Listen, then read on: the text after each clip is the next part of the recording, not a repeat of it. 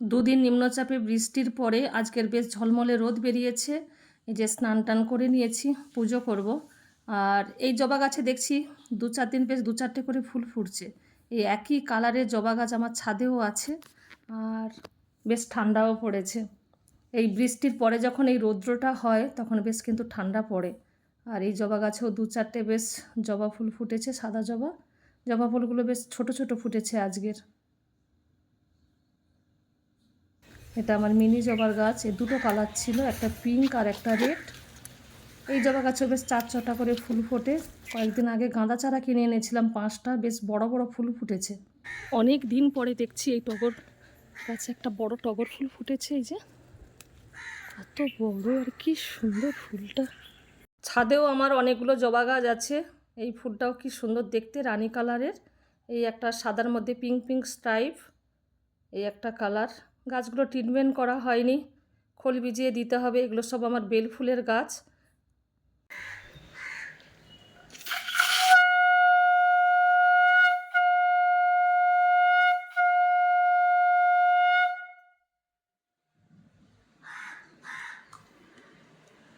রান্নাটা বসিয়ে দিয়েছি। আজকে সিম ভাজা করব। সিমটাকে হলুদ আর লবণ দিয়ে সেদ্ধ করে নিয়েছি। আর কফির ডাঁটা, সিম, বিনস, একটু মিষ্টি কুমড়ো, আলু, কচু, কাঁচা টমেটো আর এই যে বড়ি দিয়েছিলাম। বড়িটা কি সুন্দর একদম সাদা ধবধবে হয়েছে। এটা চচ্চড়ি বানাবো। আর প্রেসার কুকারে এই যে ওলটাকে সেদ্ধ করে নিয়েছি।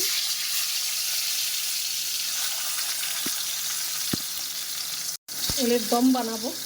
সিম ভাজা হয়ে গেছে, পাশে চচ্চড়িটাও হয়ে গেছে। এই যে ওলের দম বানাবো। ওলটাকে সেদ্ধ করে নিয়েছি প্রেসার কুকারে। ফোড়ন দিয়ে দিলাম,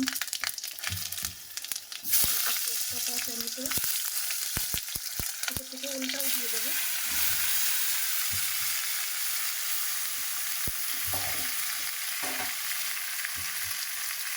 উপর থেকে লবণটাও দিয়ে দিলাম।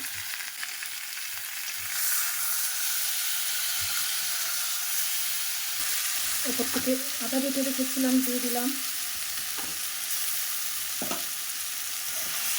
ওলটা খুব সুন্দর সেদ্ধ হয়েছে।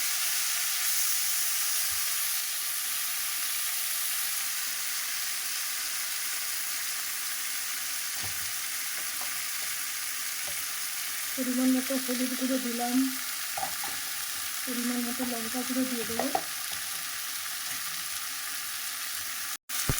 পরিমাণ মতো জিরে গুঁড়োও দিয়ে দেবো।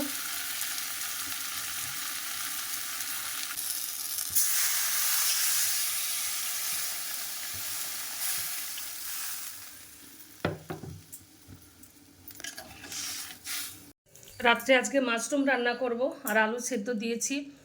মাশরুমটাকে লঙ্কা গুঁড়ো, হলুদ গুঁড়ো, জিরে গুঁড়ো, ধনে গুঁড়ো, সর্ষের তেল আর লবণ আর একটুখানি মিষ্টি দিয়ে যে ম্যারিনেট করে রাখবো। আর মশলাটা এখানে বেটে নেবো। কাঁচা লঙ্কা, টমেটো, আদা আর এই কাজু বাদাম।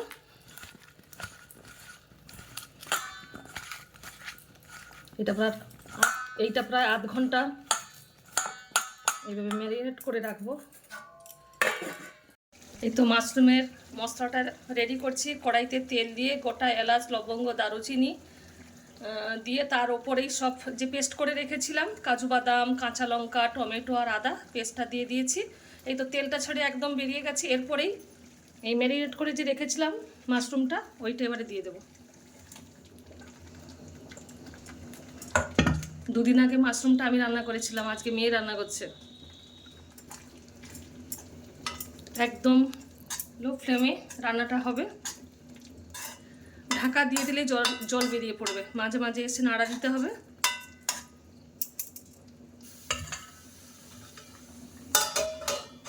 এরভাবে ঢাকা দিয়ে দেবো।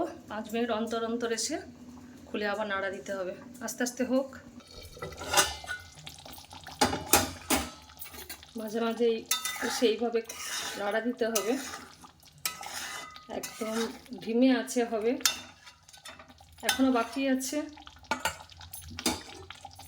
ভিডিওটি আজ এ পর্যন্তই, আবার পরের ভিডিওতে দেখা হবে। সবাইকে গুড নাইট।